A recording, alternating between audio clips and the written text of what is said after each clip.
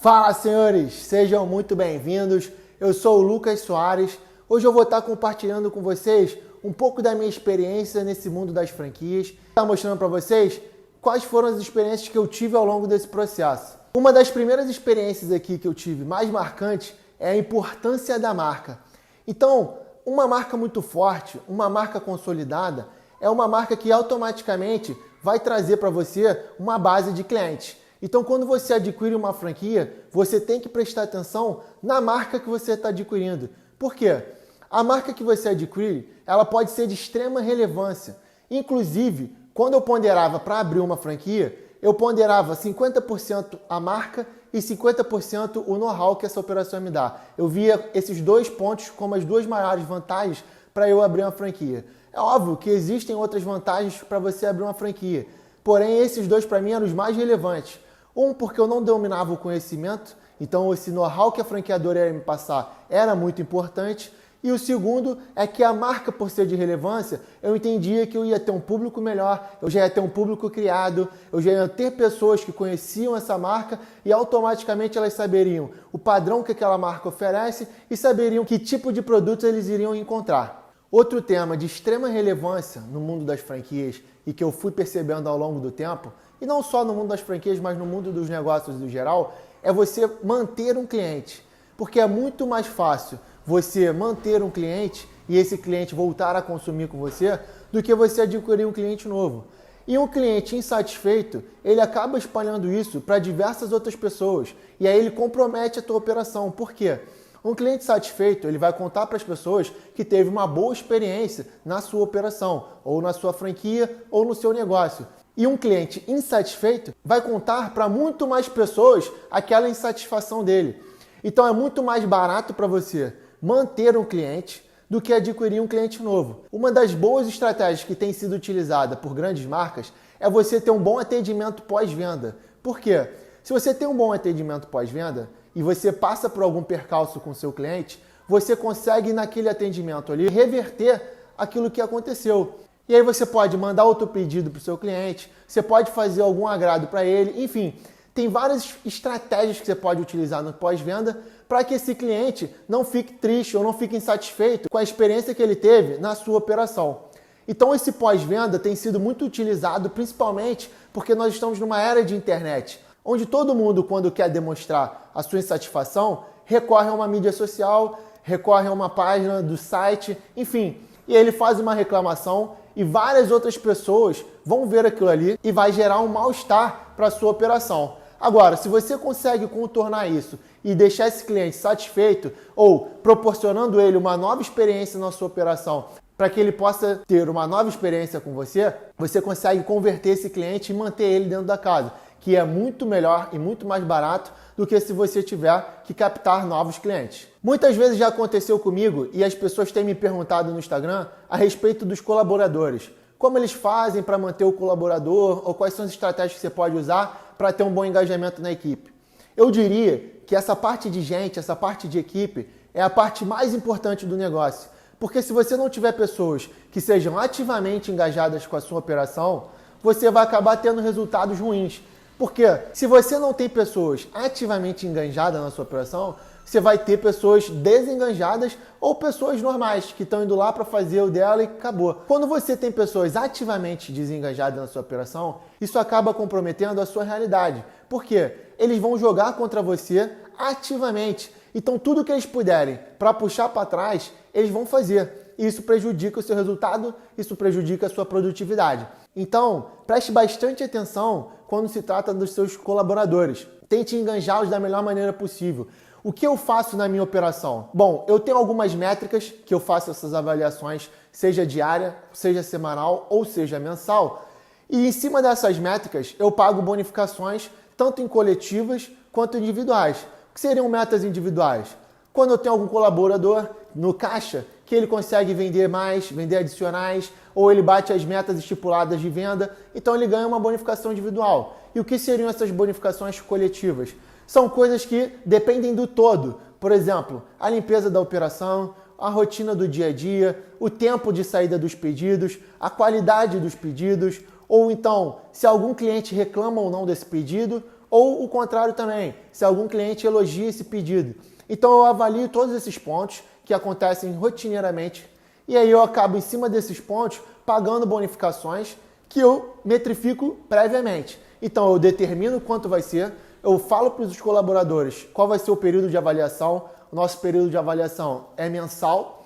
Então dentro desse período mensal eu vou fazendo as avaliações e conforme a gente vai batendo as metas ou alcançando o que foi previamente estipulado, eu vou pagando as bonificações uma vez por mês. Agora, existem outros colaboradores que já são mais ativamente engajados com a operação. Então esses colaboradores, você tem que saber como você vai tratar eles. Por exemplo, você pode traçar um plano de carreira para que esse colaborador se sinta enganjado ainda mais. Porque se ele já é um colaborador que está bem disposto na operação, ele quer outras coisas, ele quer o crescimento, ele quer também a bonificação, para ele ser reconhecido financeiramente, mas você pode também estar fazendo outras coisas e desenvolvendo outras coisas para que você permaneça com esse colaborador na sua operação. Um ponto que é bastante relevante é a parte de tecnologia, de sistema. Eu vejo que muitas pessoas negligenciam isso na sua operação. Então, por exemplo, eu vejo operações que usam softwares de gestão muito básicos e acaba que esse software muito básico não entrega para ela relatórios de qualidade, que ela possa realmente entender o que está acontecendo na operação. Como eu posso exemplificar isso? Bom, existem softwares hoje de vendas que eles vão te dar diversos relatórios, como a tua DRE, como funciona o teu estoque, se o teu estoque está positivo, negativo, enfim, que você pode usar esses relatórios para você poder fazer as avaliações de como a sua loja está operando. Por exemplo, tem muitas operações que trabalham de forma amadora e acabam que não tem nenhuma ficha técnica do produto, que o sistema não sabe ler uma ficha técnica, e aí ele não sabe quanto de cada insumo vai naquele produto, quanto custa para fabricar aquele produto no final e qual o preço de venda que seria mais coerente para aquele produto. Então, quando você não tem essas informações, você acaba ficando sem saber para onde a sua operação está indo, porque você simplesmente montou um cardápio, em cima desse cardápio que você montou, você botou um preço que você acha coerente, baseado provavelmente na média do teu mercado, e está vendendo. Mas você não sabe nem sequer se esse produto ele dá lucro ou não. Às vezes é um produto que você vende muito, porém ele não te dá lucro nenhum e até às vezes pode te deixar no negativo.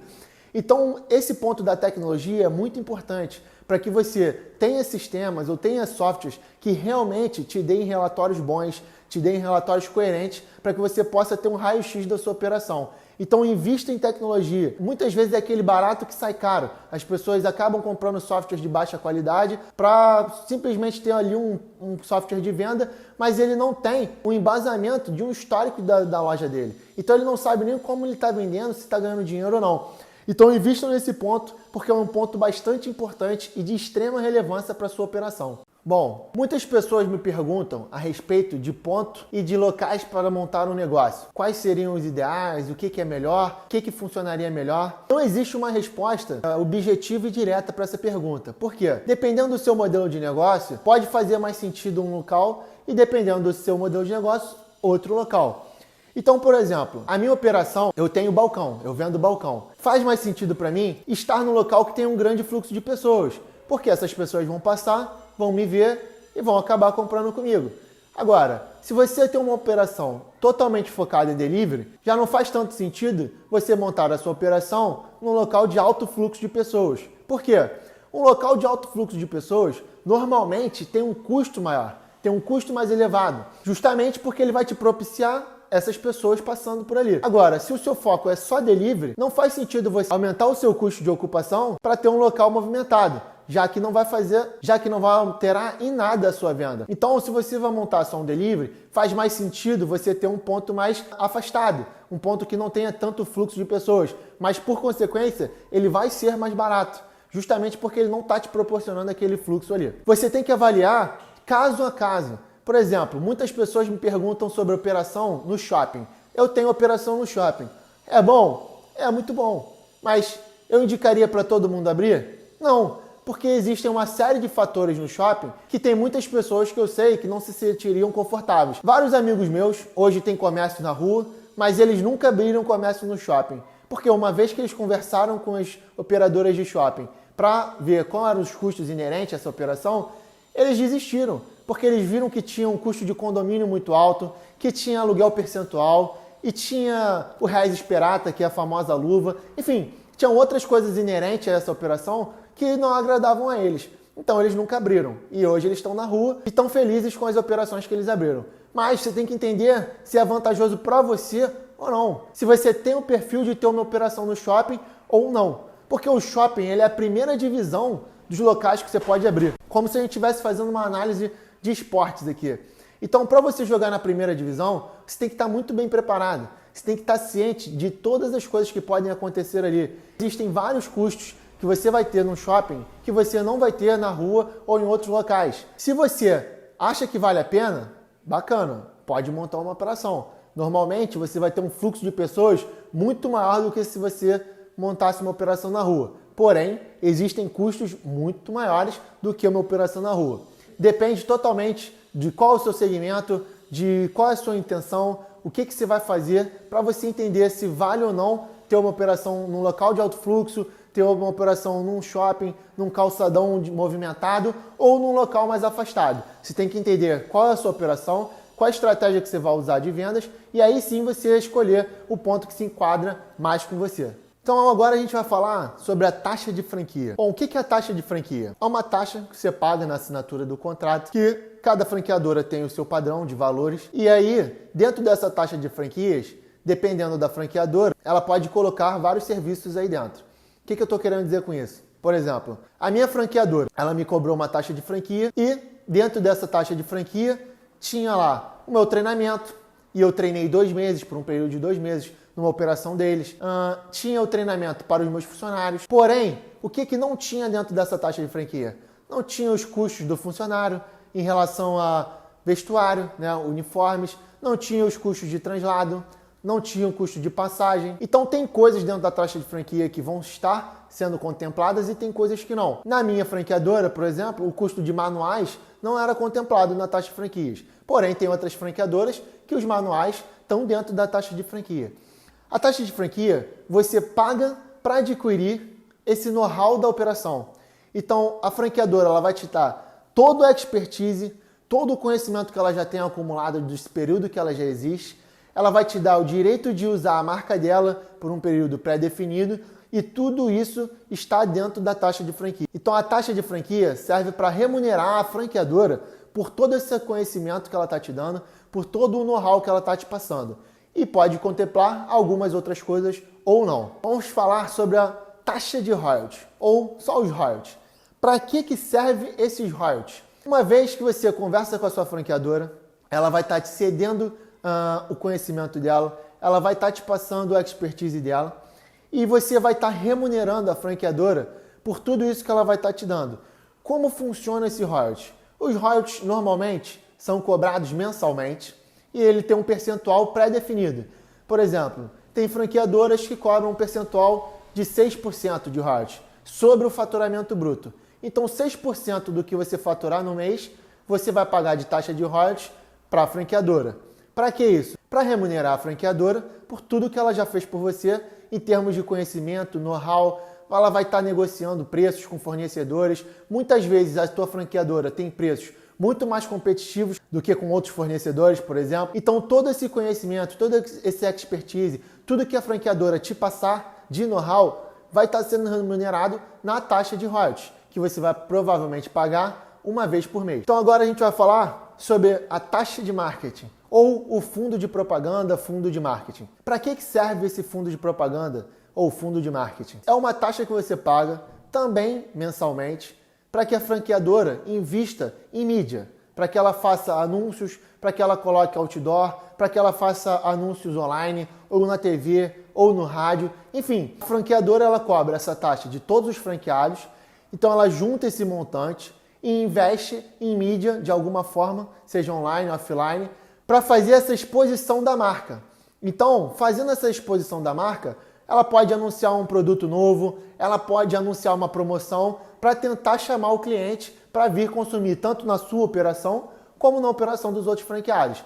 Então o fundo de marketing serve para isso, para que a franqueadora faça esses anúncios, faça esse marketing, colabore para aumentar as vendas de alguma forma para os franqueados. Então vamos falar um pouco sobre o capital de giro e o fluxo de caixa da operação. Eu vejo que acontece uma confusão entre o patrimônio pessoal e o patrimônio da empresa.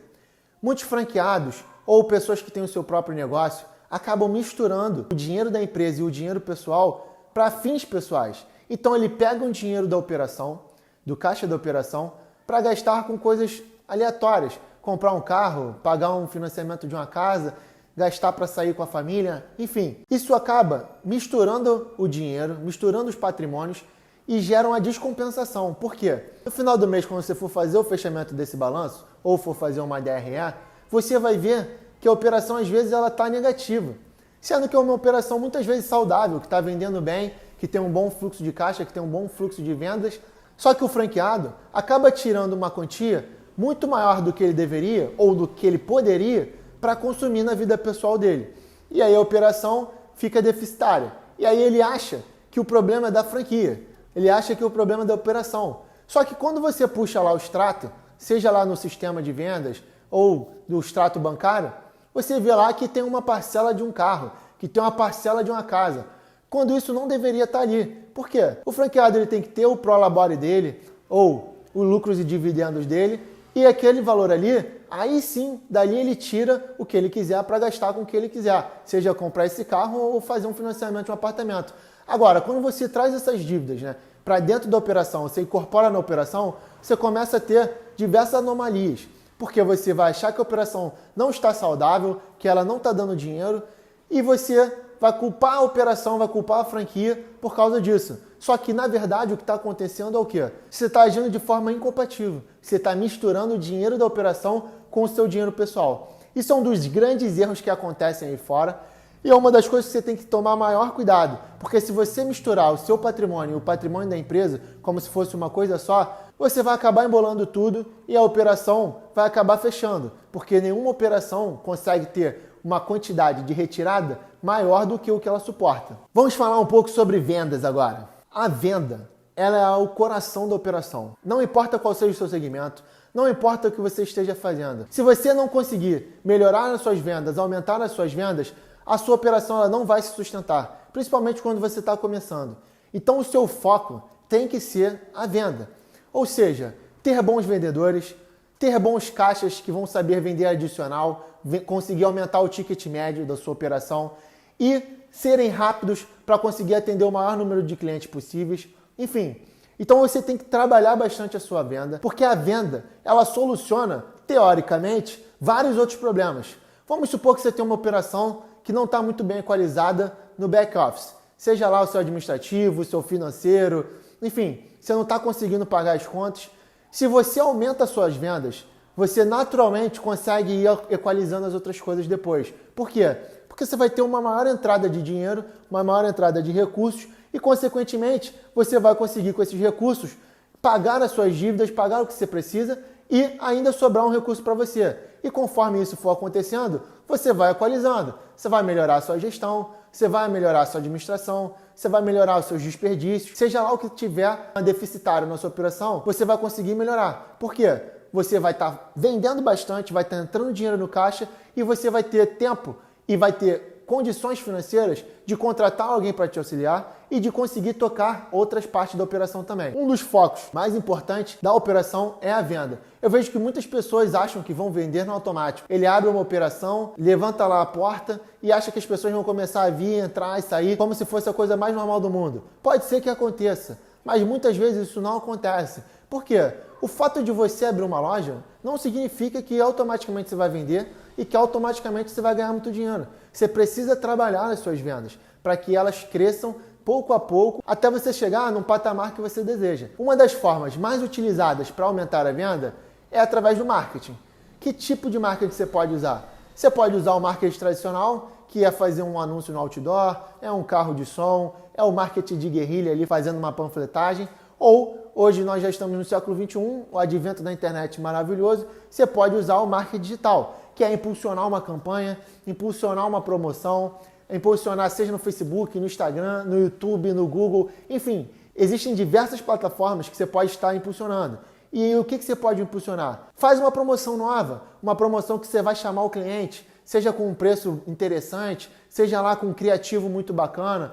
Você pode estar anunciando a sua marca, na sua região, com a geolocalização ali. Você pega a sua marca e você faz um impulsionamento na sua área. Abre lá ou contrata alguém para fazer um anúncio para você nas plataformas do Google, né? E do Facebook.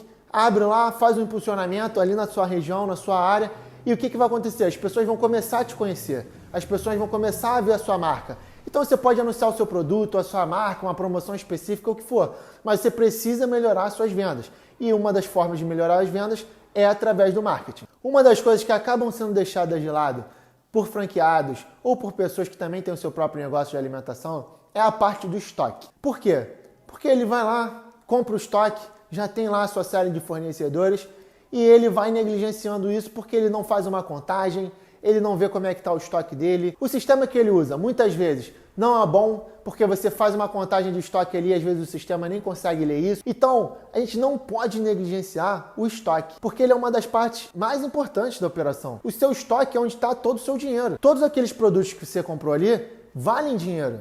Então, se você negligencia isso, você pode ter perda, você pode ter desperdício, você pode ter furto, e isso é dinheiro sendo tirado da sua operação. Tudo isso vai ter um custo para você no final do mês, quando você for fechar o seu mês. Tudo isso vai ter um custo para você quando você fizer o fechamento do mês. Então, às vezes, a sua operação podia estar dando muito mais resultado e ela só não te dá tanto resultado porque você está tendo uma perda de estoque muito grande. Então, não negligencie o seu estoque. Tenha um bom sistema para fazer o gerenciamento desse estoque, faça as contagens, cobre isso do seu gerente, dos seus operadores e tenha uma boa dinâmica de gestão do seu estoque, para que no final do mês você não fique surpreso achando que a loja está vendendo muito e ia ter um excelente resultado, só que você teve uma perda de estoque muito grande e acabou que você ficou no 0 a 0 ou até mesmo acaba tendo um prejuízo. Então, controle bem o seu estoque, porque o seu estoque vale muito dinheiro.